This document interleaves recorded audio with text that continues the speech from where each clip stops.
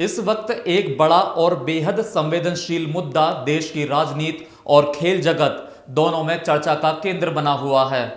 कुछ समय से भारत और बांग्लादेश के बीच रिश्ते बहुत ज्यादा अच्छे नहीं हैं, जिसके बाद भी आईपीएल 2026 के मिनी ऑक्शन में बांग्लादेश के तेज गेंदबाज मुस्तफिजुर रहमान को कोलकाता नाइट राइडर्स की टीम ने 9.20 करोड़ में खरीदा।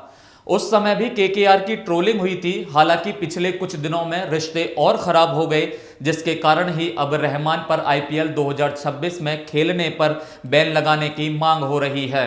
नमस्कार, मैं हूं राज माहौर, आप देख रहे हैं न्यूज वॉच इंडिया।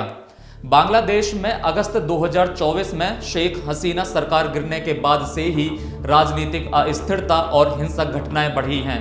भारत सरकार के निर्देश पर बीसीसीआई ने इस साल टीम इंडिया का बांग्लादेश दौरा भी स्थगित कर दिया था। ऐसे माहौल में मुस्तफिजुर की केकेआर में एंट्री पर सवाल उठ रहे हैं। पिछले आईपीएल ऑक्शन में भी सभी बांग्लादेशी खिलाड़ियों को नजरअंदाज किया गया था, लेकिन इस बार केकेआर ने बड़ा दांव खेला और रहमान को 9.20 करोड़ में खरीदा। इस खरीदारी के बाद सोशल मीडिया पर विवाद खड़ा हो गया।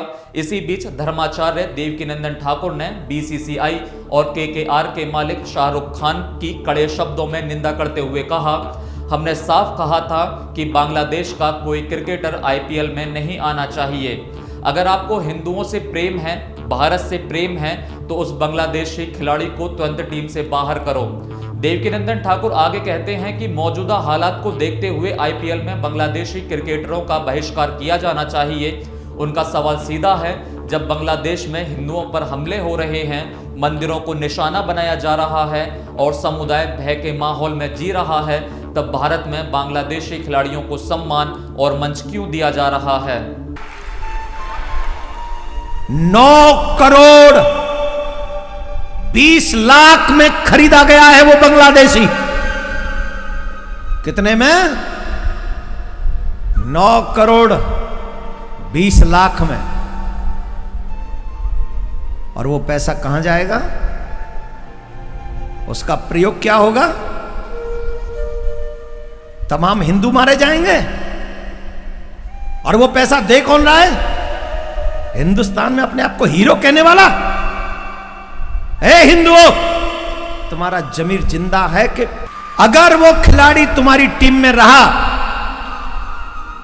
तो मजबूर हो जाएंगे हम तुम्हारी टीम का बहिष्कार करने के लिए और उस खिलाड़ी को भारत से बांग्लादेश वापस भेजने के लिए। देवकीनंदन ठाकुर के इसी सुर को अब बीजेपी नेता और पूर्व विधायक संगीत सोम ने भी आगे बढ़ा दिया है।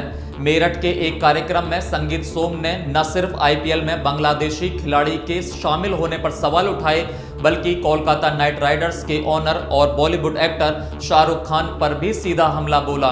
संगीत सोम ने कहा, जब बांग्लादेश में हिंदुओं की हत्या हो रही है, बहन बेटियों की इज्जत लूटी जा रही है, तब शाहरुख खान जैसे लोग वहां के खिलाड़ी को करोड़ों में खरीद रहे हैं। जो देश की भावनाओं को नहीं समझता, वह देश का हितैषी नहीं, देश का गद्दार है। अगर रहमान जैसे खिलाड़ी भारत में खेलने आएंगे तो एयरपोर्ट से बाहर कदम नहीं रख पाएंगे, हम दावे के साथ कह रहे हैं। समझना चाहिए शाहरुख खान जैसे गद्दारों को कि जिस तरीके की गद्दारी आप देश के साथ कर रहे हैं, आपको यहां तक अगर आज पहुंचाया तो इस देश के लोगों ने पहुंचाया। आपको अगर पैसा मिलता है तो यहां के देश के लोगों से मिलता है, लेकिन आप उस पैसे से देश के साथ गद्दारी करते हैं।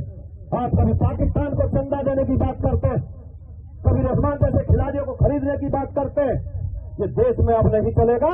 इन गद्दारों की देश में कोई जगह नहीं रहेगी, ये मैं कहना चाहता हूं। फिलहाल इस पूरे मामले पर बीसीसीआई, आईपीएल प्रबंधन या केकेआर की ओर से कोई आधिकारिक प्रतिक्रिया सामने नहीं आई है, लेकिन इतना तय है कि यह मुद्दा अब सिर्फ सोशल मीडिया तक सीमित नहीं रहा।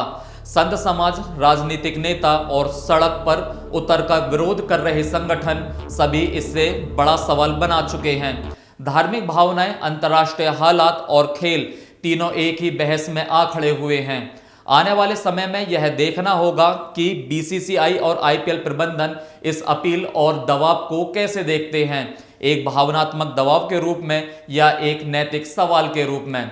फिलहाल देश की नजरें इस पूरे घटनाक्रम पर टिकी हुई हैं। वहीं आपकी क्या राय है इस पूरे मामले को लेकर, हमें कमेंट बॉक्स में जरूर बताइए।